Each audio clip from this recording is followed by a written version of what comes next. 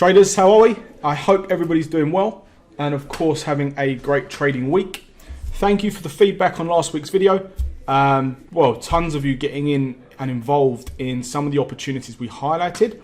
So this is a quick video following on from last week as requested.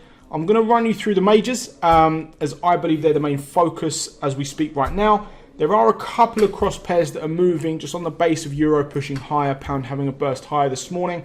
And we'll see what else is out there. So let's start with the dollar index.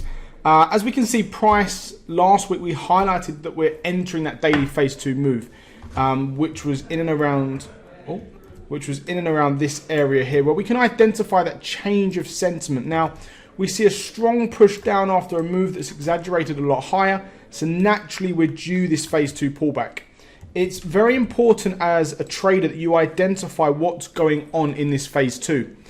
A lot of new traders kind of avoid the weight, the market sentiment, the strength of the pullback, the phase 2, because they're so focused in getting back in at the start of the trend. Well, it's very important we say to ourselves, if I want to be a seller, I want to see the weak buying take place in here for sellers to dominate, control, bring price back lower. So it's very important to ask yourself, what am I seeing in this period? And it's quite typical for the dollar index to consolidate for 4 or 5 days before dropping.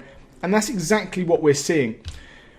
Price did come back to retest the high point, which is just above that 92.80 region. But the daily close was significant. Actually, quite a few of you guys have placed sell stops at the low of yesterday's candle, stop loss at the high, and looking to target this sort of 91.30, 91 region, which is well and truly achievable. So looking at what we're doing right now, daily time frame traders, I would look to use smaller time frames to increase your reward to risk ratio. If you did miss last night's move, let's hope we see a strong daily close today below 92.50 and potentially a sell stop order at close of play tonight could be your next daily time frame opportunity. Just to look at your hourly time frame, where we can obviously see a lot more what's going on at present, we can see the weight of the market is pushing low, which is exactly what we want to see should we want to become a seller. Some of you guys are in this already on the breaks up here. Well done. For those of you that are not on it, I want you to monitor this 92.50 area. I'd like to see a breakthrough, a pullback, and a retest. So anywhere in and around this 92.50 area, I want you to start looking for your bearish engulfing candles. Those of you that are familiar with price action, look to start to see buyers break down. So again, from a smaller time frame, I want to see very shallow, weak buying take place for sellers to dominate and bring price down. Usually one big seller candle would lead the way for you. If we start to see buying like this, strong buyers coming into play, it's definitely not going to be of interest. And perhaps we move it down our watch list rather than being so aggressive looking to get in the dollar index itself. You can see the 2050 cross is about to happen. We use that as perhaps a confirmation momentum tool that we're trading on the right side of the market, showing a quicker crossover that the weight of the market's being followed. So again, a break retest of 92.50 and look for an intraday trading opportunity in and around that area. I actually like this chart and I do believe there's a lot of reward. I also just want you guys to mark out this area in here. So let's call it 92.30. Now, I want you to use that as your first intraday target. So perhaps when we get to this area, which again will be the last 4-hour low, we're going to need to break this low to continue in a 4-hour trend or start a 4-hour trend lower. So it's quite an important area to keep your eye on. We can see prices previously stalled once we've been there before. So there's no reason why it can't stall again and perhaps consolidate. Therefore, again, manage price action. Understand the bars, the cycles, the weight of the candles that we're seeing to give you the indication whether you come out the trade or you say, do you know what? The sellers are so strong, this is really going to break through. So that's definitely there to keep your eye on. I would like to see price down at 92 first. And again, I don't think it's unrealistic to see price back down there pretty quickly, considering at the start of September last week, we was already bouncing off that 92 support level. So it is of interest and I would like to see this move lower. For me personally, I believe if we get back down to 92, I would look to take profit. I can't see price moving incredibly low and I would like to run the rest of the year showing dollar strength, as I'd like to see pound short, euro short as we enter the latter stages of the year. So just bear that in mind, guys. On the flip side, we've got euro dollar. I had a buy limit order coming in at 118 which has triggered a now in profit, thankfully. You can see here that we're seeing quite a recognizable pattern. What have I done here? Quite a recognizable pattern in this. We're seeing an inverse head and shoulders pattern, which is typically what we see in reversals. I want you guys just to put levels in at 118, and I want you to put levels in at 119. Use this 100 pip move as perhaps your ceiling and floor to use on your smaller time frames to chop into your trades. 5-minute, 15-minute bounces in and out consecutively. So that's exactly what we want to see. So if you're not in this already, yesterday's candle was a fantastic bullish candle. Yes, it closed as a red candle, simply meaning the sellers beat the buyers to the battle. But again, it has bullish implications. And today we've started off with euro pushing slightly higher. So I like this, and I do see a 100-point move into 119.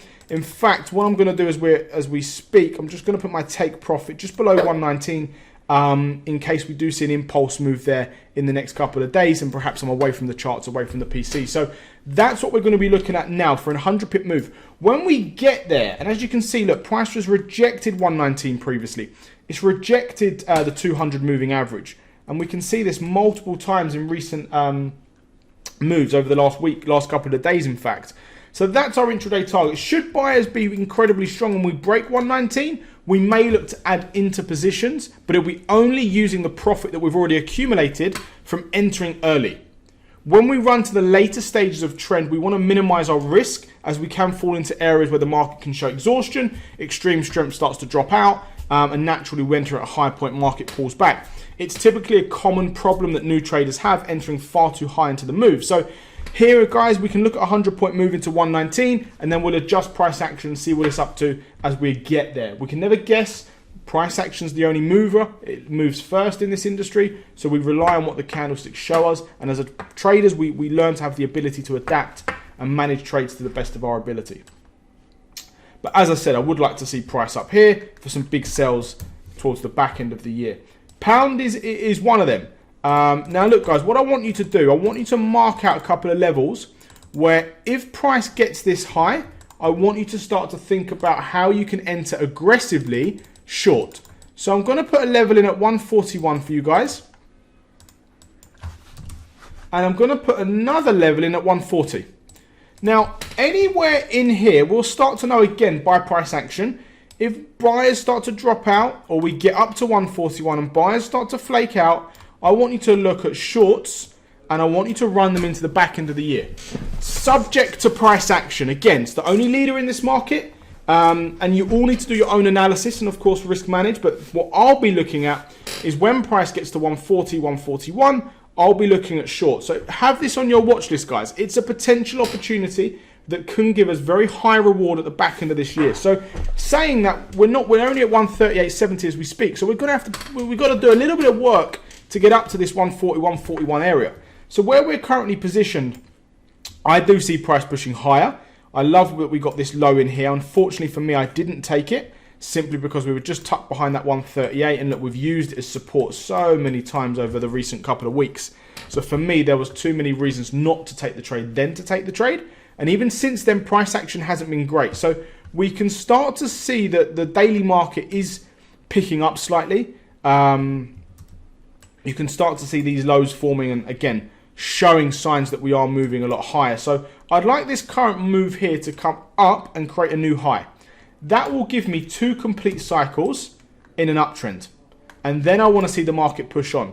Again, price action is not pretty, so it's probably not best suited for daily time frame traders. You'd probably want short, sharp, impactful moves on the smaller time frames that are going to be easier to control and easier to manage.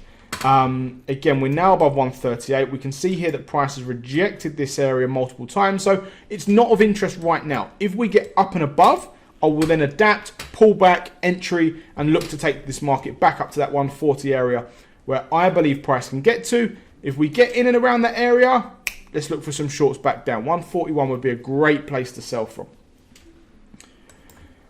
Kiwi. Kiwi's been a bit of a funny one, to be honest. You can see that price is failing to get back below 71.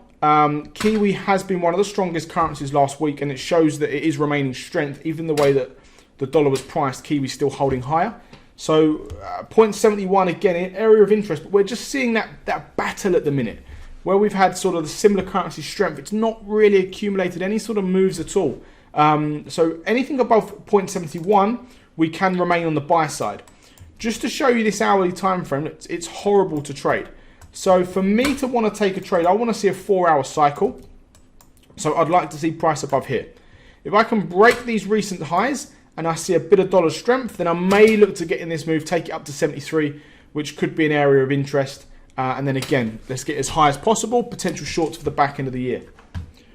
Aussie, on the other hand, has given us better trading opportunity. We are still in phase 2. And you can see here, we're still just sitting on this bit of a neckline. Buyers are stepping in. You can see by the wicks on the candle, buyers are pushing price higher. So this is just one to hold fire on. We know Kiwis remain strong. Typically, Aussie Kiwi can move very similar at times. So what I'll be looking for here is that move into 75. So whether you take this as a daily buy stop, sell stop and move higher, probably a 2 or 3 to 1 risk to reward ratio, or you use the smaller time frames and you wait for another cycle, which I think this is what I'll be doing. If it doesn't happen, doesn't matter. It's a scenario we're looking and planning. If it does happen, we're going to be confident to pull the trigger because we've built this scenario already. So yeah, another cycle will then look for a push higher. Again, Aussie Kiwi, we're just going to have to understand the sentiment. They do remain bullish, but we just need to wait for the market to show us where it's going rather than diving in. But as I say, Kiwi above 71, it is showing some signs that it is remaining strong. Dollar CAD, again, I like these, showing potential signs of an inverse head and shoulders, but it's not pretty, is it? It's showing real lack of movement. CAD had its move at the start of the year, and we're now showing signs of exhaustion in this area. It's not what look, there's a lot better charts out there to trade. You've got your euro longs teeing up, your pound longs teeing up, and that's going to relate to the cross currencies related to those majors too. So when we do see charts like dollar CAD, we definitely don't want to dive in. We definitely don't want to force a trade that perhaps isn't there. There's no reason to say that price won't move its way back up to 128 before a push higher. There's no chance to say it might move down to 125 before a break higher. If I see it down at 125, I'd look to be a strong buyer of this market. But where it's positioned right now, there's better opportunities out there, and you can see that from the move in here. Look, that we're starting to form this basis that we could see that first. 125 I would like to see price for a potential bounce higher, but yeah, from an hourly time frame, nothing really too attractive going on. Dollar Swissy again. Loved it around 92 last week. We did get that pop higher in this area here. We're now just trading above 92. So we've got a bit of a trend resistance in here, and you can see there's multiple softer support levels across the bottom here. So all the time we're above 92, I'd like to see price push higher. If we dip back in this range, I'd like to see price back down at sort of 91.50, 91 would be an area of interest again. So this 100-point range has been respected for quite some time now, even outside of the last couple of weeks, that's obviously since June. But again, it's not really top of the list just yet. If we do break out to the upside, we adapt, we become a momentum-based buyer. If we break down to the downside, again, we adapt, we become a momentum-based seller. All the time we're messing in here, there's better charts out there. I loved Swissy weakness at the start of the week. Swiss yen was a great trade for us. Fantastic trade for us, in fact. So once you identify the strength of your major currencies, you can say, right, euro strong, Swiss is weak as an example. Euro dollar strong, dollar Swiss weak. You then know, okay, I'll match a strong and a weak major together, put them together, trade the cross pair, and that's where I'll get that burst of excitement, that quick bit of momentum. And dollar yen, again, have that 110 marked around your charts, guys. It's just hovering in and around this area. You can see that we're forming a bit of a basis in here. I'll just draw it from a short perspective rather than zooming out. But we're just going to need a breakout up or a breakout down. The 200 moving average may act as a first aggressive move before we then see a push back higher and back up above.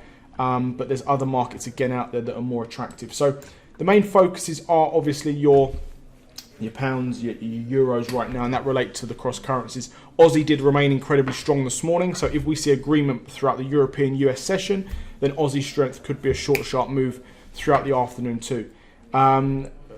This is obviously gold. Now, gold's got a 1800 as a key level that it does respect as well. I've got a buy limit order in at sort of 1777. that we've seen price hover at before and break. So should we get a spike down here, I'll be triggered in for a move up, of course. Now, if failing to get that, I'll be looking for cycles above 1800 to then become a buyer of gold. So gold's definitely on my watch list. Gold does move incredibly quick. So if you're new to the market or new to trading gold, then of course just be careful, risk manage, stay in control, trade size. Just look after your capital. Your capital's there to make you money, so don't jeopardize losing it for the sake of being greedy on a fast moving asset. Silver, I just want you to mark in a level at 74 as well, guys. Sorry, 24 in here. I want to see a bullish cycle break up and above that, and that would be an opportunity long for myself. So gold, silver teeing up, but the problem is, guys, when we see this, our major currencies, which are the leaders, the price action shows us the way. When price action is choppy and we're seeing that transitional period from phase 2 to phase 1, so the weakest part of the trend into the strongest part of the trend, at some period of that, the market's going to show equal number of buyers and sellers. We're going to have equal in currency strength. Therefore, the market doesn't move. To see a market move into an extreme uptrend, we need to see strong buying, weak selling. We need to see strong buyers really lead the way. One be a bully, one be a weakling, and see some domination. When we have two strong currencies, although you think they'll move to the moon, they just fight each other. Same as two weak currencies. You think it would fall to the floor, it just doesn't move. They just battle each other. We need one strong, one weak, put them together, and that's our trade of the day. That is the process you should all be doing first thing in the morning, before the European session. What's opening up strong? What's weak? Let me put them together. Where are my technicals? Is there an ideal place to get into a trade? If I look at pound strength, Kiwi weakness, and pound Kiwis at the moon, don't dive in. Adjust. Let me zoom out. Look at the higher time frames. Where's my tops and bottoms? Have I got room to make money? Is a question you should be asking yourself before every trade you take. Is there room for me to make money? If there is, fantastic. Do I wait for a pullback and find higher reward? Do I get in for 15, 20 pips, manage my trade, or close? Again, if you've got large equity in your trading account, 10, 20 pips can still be a couple of grand. Really depends what financial position you're in and of course your trading style. But guys, any questions? I hope that gave you a bit of a recap, and as I said, as requested, I will run you through some of the opportunities that I'm taking and looking to take. If you have any questions, you want to work with us perhaps more regularly, Zoom, every day we host a live trading stream.